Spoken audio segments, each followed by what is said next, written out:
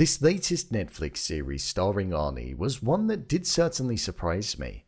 I feel like we're entering the era of shows that are focused on undercover agents for the CIA and other organizations. With Treason, Night Agent, The Recruit, and now Fubar all being released within the space of a few months, Netflix is loving exploring this genre. And to be honest, I'm not minding it. Focusing on a CIA agent who was set to be retiring, we saw Luke Bruner being roped into one final case where emotional attachment and family got in the way of everything that he had worked for in his entire life. So with that, let's recap, break down, and explain all that there was to take away from this show. So let's get into it. Here is Fubar Ending Explained.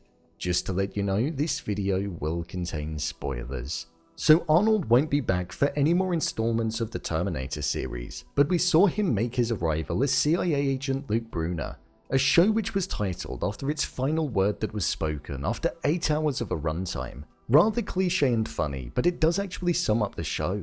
As we embarked onto the ending of the final episode, we saw that Luke was in a situation where he and his daughter Emma's relationship had gotten to a point where they were now trusting each other and filling in the cracks that had been formed throughout her childhood. She was unaware that her father was a CIA agent, and that it was the reason as to why her parents' marriage ultimately ended up in divorce 15 years ago. Luke wanted to be in control of Emma's life, and we saw that even as an adult, upon him finding out about her becoming a CIA agent, and also kissing Aldon whilst she was married to Carter, he felt as though he needed to get involved and try to make things right for her, something which he had been trying to do her whole life. But by episode 8, we saw that their relationship had improved and they were trusting each other, and Luke learned to let his daughter go, in the sense that she could make her own decisions and have her own career path in the CIA. Boro was the main villain of the show, an individual who was the son of the leader of an extreme group that was taken out by Luke 25 years ago. And he was also somebody who Luke felt responsible for following his father's death. However, he was now rounding up an organization in the name of his father. Boro had access to a nuclear weapon that he was planning on creating more of and selling to other organizations around the globe,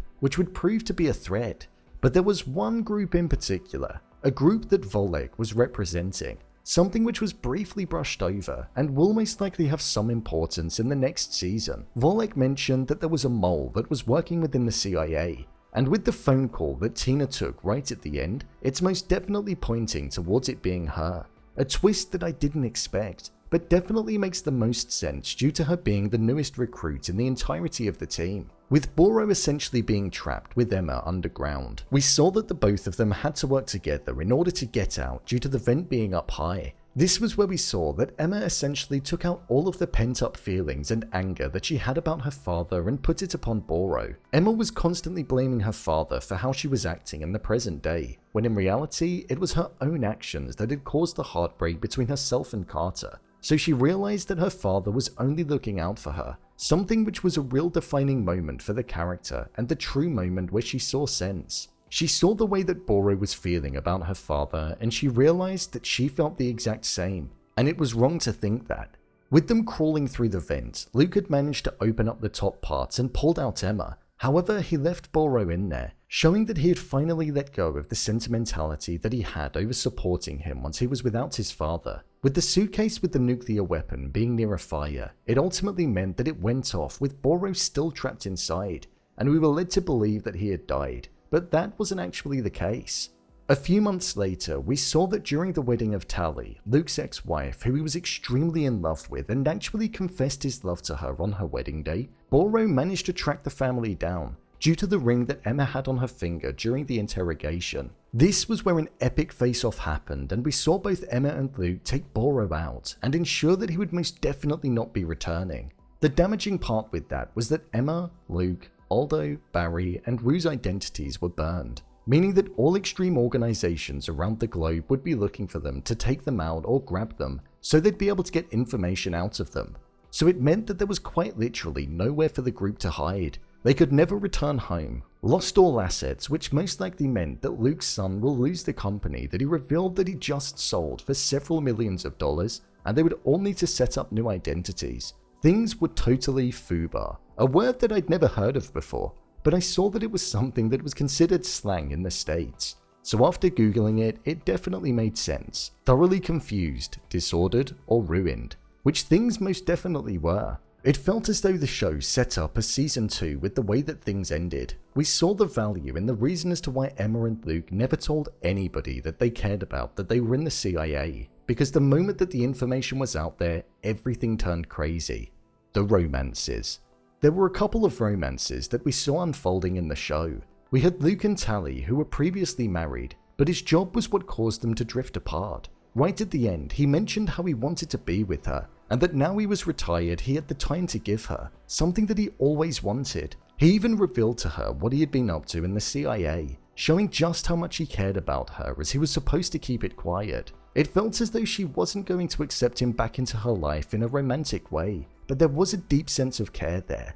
With him being responsible for them having to up and leave, I don't feel like the feelings will be as strong between them in season 2, as she may blame him. There was then the love triangle of Emma, Carter, who was her fiancé, and Aldo, the guy at work that she started getting feelings for. I don't know why Carter and Emma were ever really together, because they just seemed like they didn't really click in any way whatsoever. By the final episode, they had broken up due to Emma kissing Aldo and getting feelings for him. However, she didn't pursue it after she was single.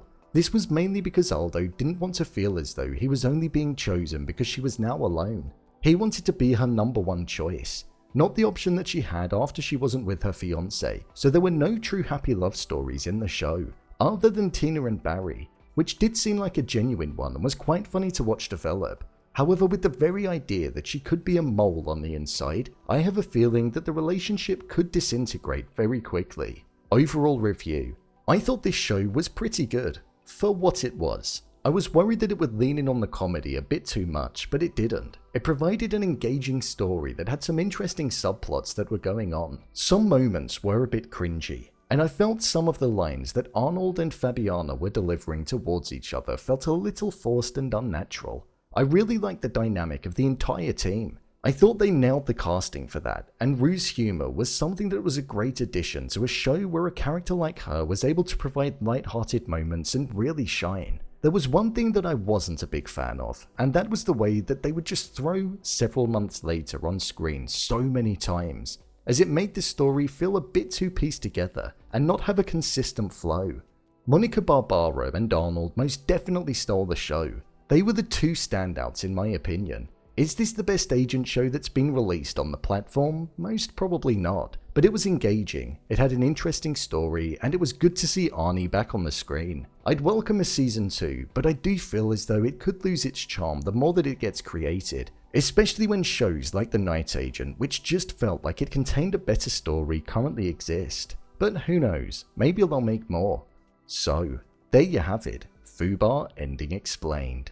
If you want to see more videos such as Endings Explained, theories and predictions and character breakdowns, then click on the I button, or alternatively you can head over to my channel where you'll find them all. If you'd like to give me a show or movie that you'd like me to review, then head over to my Twitter, @brainpilot_, and tweet me what show or movie you'd like me to review next. And finally, if you'd like to see what I rate the latest movies that don't quite make the cut to getting a dedicated video, then head over to my Letterboxd profile. It's where I rate the latest releases in real time. What did you think of this show? Leave a comment down below, and don't forget to subscribe. I'll see you next time.